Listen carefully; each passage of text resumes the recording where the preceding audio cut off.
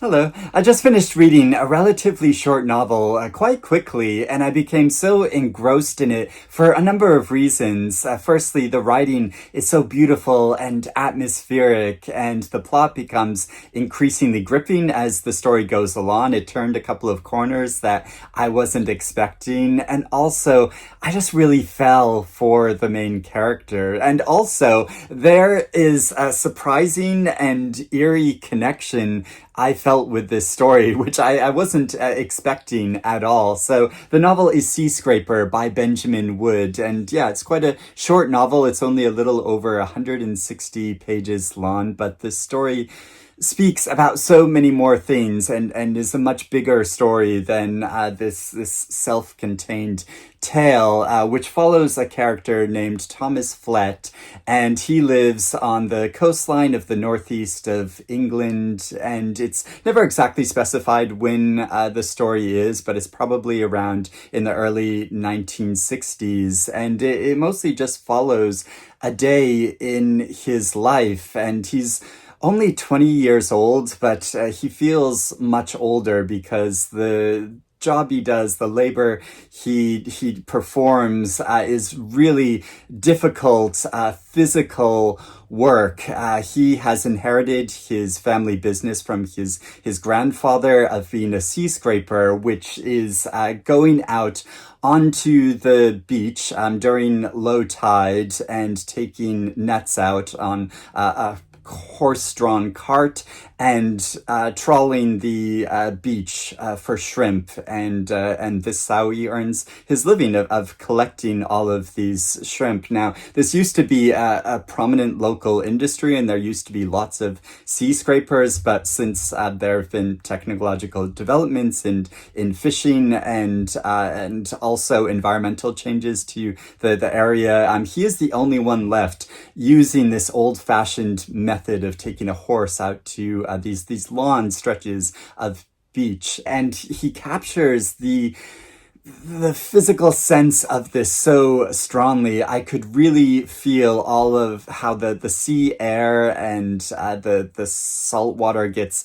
trapped in every pore of his body, and I felt the physical ache of his body of doing this really hard manual labor and getting up so early in the morning to catch the tides at a certain time, and then sometimes having to go out late at night. I mean, he basically works almost every single day, and sometimes twice a day, going out to shrimp if he's not able to get enough of a catch. And this is out of real necessity. He lives at home alone with his mother. They really live day to day on what he can earn from this shrimping business. And if he doesn't go out and shrimp, then putting food on the table will be really hard. And so it's a really difficult life he has, but he basically lives for the rare moments that he can get to himself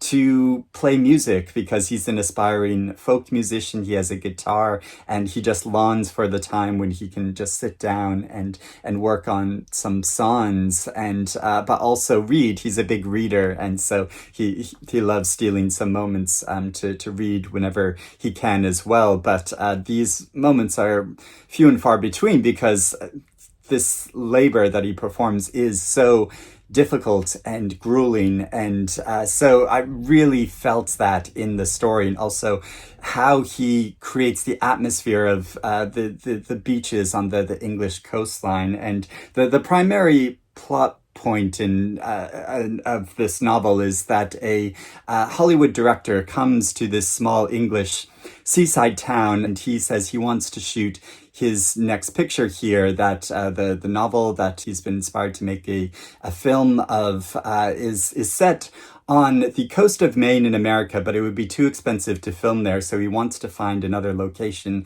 that's very similar to that environment. Now, this is the strange, eerie part of the novel that I connected with, and which I wasn't expecting, because I myself grew up on the Maine, or very close to the Maine coast, and so I have very strong memories of, like, when I was a teenager, my friends and we would go out to the beach late at night, and sometimes the mist would draw in in, and so it became this very strange environment of a mist covered beach. And there are so many moments in this of describing the beach, which I could picture so strongly with my memories of my teenage years growing up on the Maine coastline, and kind of seeing it through Edgar's eyes as he's picturing this environment and wanting to film there. But of course, it's a different environment. It's the English coastline, and not only is the labor that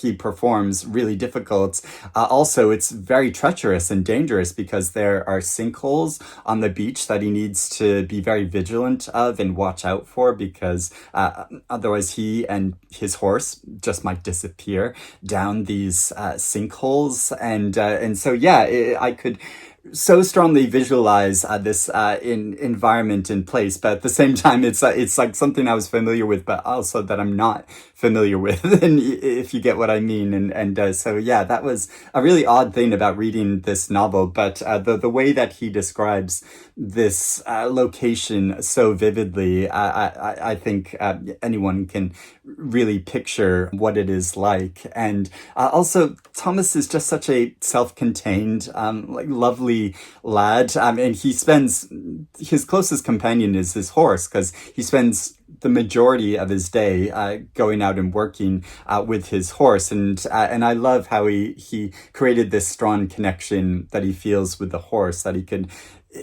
almost intuit the horse's moods based on how the horse was acting, and could really anticipate its needs, and would just have like pockets full of carrots and sultanas that he nicked from his mother, that he would feed to the horse as an encouragement. And I love how he draws this relationship with the horse, while he still recognizes that it's not a person. It's just an animal that he works with. And even though this is a small community, it's not the warmest and friendliest environment.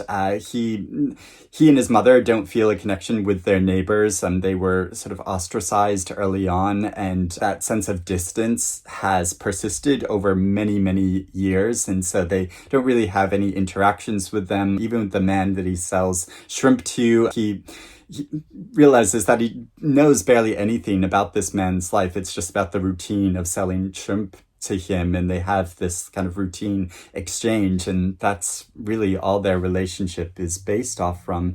And he does have a best friend who we don't see all that much, but he also has a crush on his best friend's sister, Joan, and that's part of the plot as well, of that he's so nervous, he wants to speak to her but feels really timid about doing so. And so this man comes to the town and says that he wants to film there and wants to hire Thomas to show him the local beaches, so he can scout out the location, and he's prepared to pay him quite a lot for doing so. And this money comes as, it's like winning the lottery for him, because it's substantially more than what he earns in months of doing this really hard physical labor. So it's this incredible opportunity, and it follows it as there are some twists in the story. And I'm not going to give anything away, but I just loved the way it subtly explored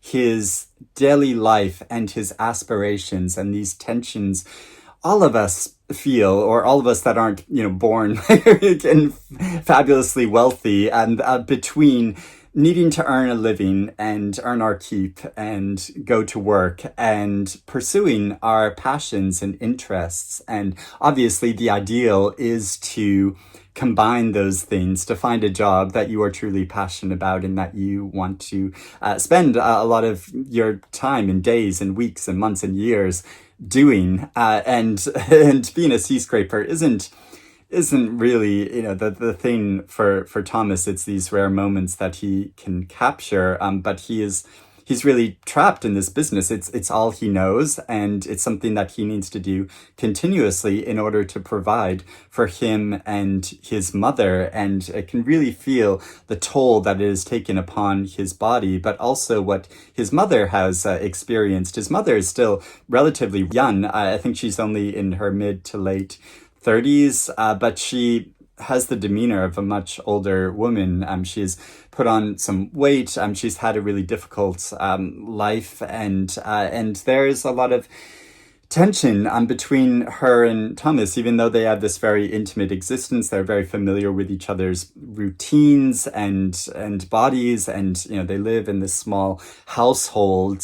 They can't help but know each other so well, but at the same time, Thomas is harboring this secret about his passion for wanting to create music, which he hasn't told his mother about, and which he's nervous about telling her about. And so he's trying to honor the legacy of his grandfather, but also he never knew his father because his mother became impregnated by one of her teachers, and then this his grandfather was furious about this, and then his father went to war, to World War II, and died there, and so Thomas has never known his father. And so much of this novel is also about the legacies of what we inherit, both in sort of professions and jobs and interests, and what we actually inherit, and then what we kind of imagine to inherit. And especially if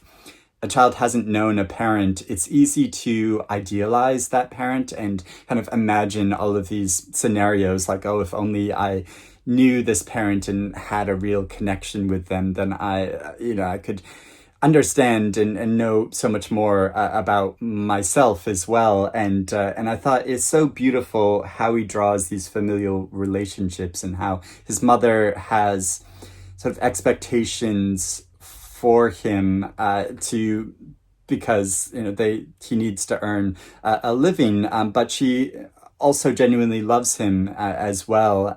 But there is also a tension in there, because she knows that, and Thomas knows that, because he was born, she kind of necessarily limited her options in life, and she wasn't able to. She's kind of known as a local beauty, and she wasn't able to fulfill everything that she wanted to do in her life. So it's about grappling with these really big issues of the compromises we have to make in our lives in order to sustain ourselves and our families, and the tension between different generations of wanting to support that child in them being who they want to be and who they were meant to be, but also recognizing the practicalities of work needs to be done, and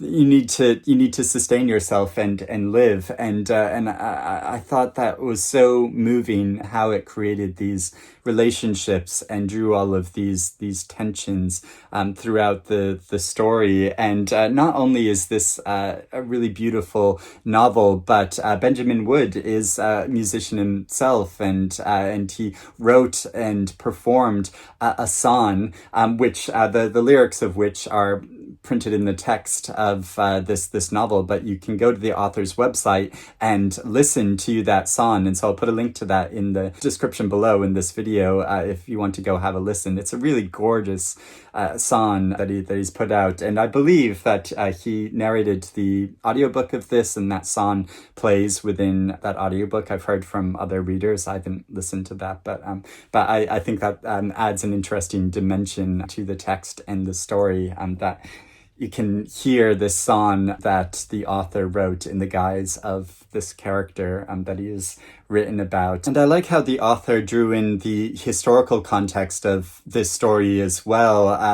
World War II occurred almost a couple decades ago or 15 years ago, and but the effects of it can still be felt. I mean, of course, he lost his father, but it also explores the drug addiction which formed during the war, when soldiers were given a particular kind of drug that would give them more energy and focus, but also, this drug was addictive, and so some soldiers really grappled with this addiction in the years after the war. And I like how the story touches upon that as a thing which I didn't know all that much about before reading it, but I've gone and looked up some information about it now, and yeah, there's all of these consequences of war beyond the immediate battles and lives that were lost in fighting that occurred, and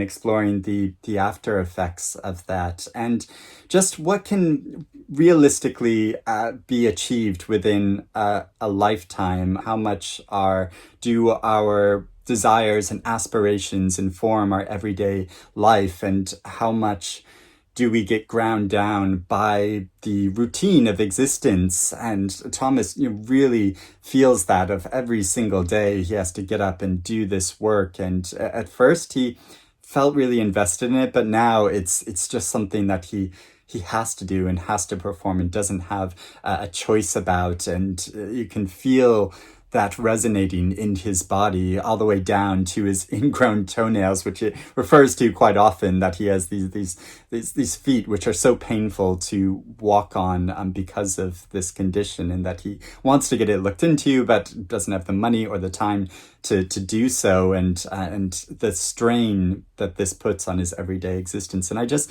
felt for him so much, and really felt connected to him. I just thought he's such a sweet, lovely lad, and I just really felt connected to him in a way that I haven't in characters and novels, and was really rooting for him in a way that I haven't for in other reading experiences that I've had recently, and so it made it such a tender and special read for me, and yeah, just imagining this environment of these long stretches of beach covered in fog, and the memories that raised for me, it made it a really special book and a special reading experience for me. So I loved reading this, and I've read a previous novel of Benjamin Wood's, his novel The Ecliptic, which is a very different story. It's about an older female artist, and so yeah, that novel was also fascinating. So I want to read, he's written a few other novels as well, and so I want to read more of his past work. But